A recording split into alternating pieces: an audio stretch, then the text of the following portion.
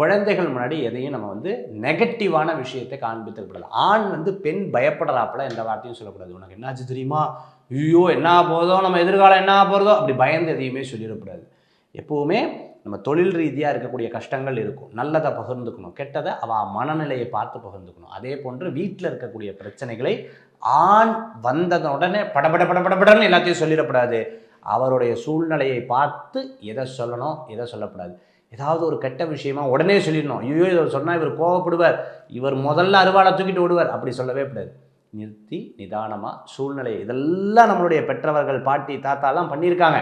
அதே மாதிரி வாசலை டெய்லி மொழிகி கோலம் போடுறது. இன்றைக்கி நம்ம என்ன பண்ணுறோம்னா அதுக்குன்னு தனியாக ஆளை போட்டு அவா போட்டின்னு இருக்கா. அப்படி இல்லை, ஒரு கோலமாவது நீங்கள் கண்டிப்பாக போடணும். வாசலை மொழுகணும், மஞ்சளை தடவணும், வெள்ளிக்கிழமை நாள் மாவிளையை மாற்றணும், வேப்பிலையை கட்டணும், சுவாமி மடத்துக்கு பூவை வாரத்தில் ஒரு நாளாவது நீங்கள் உட்காந்து கட்டணும். பூ கட்டவே எனக்கு தெரியாது சார்னு சொல்லவே கூடாது.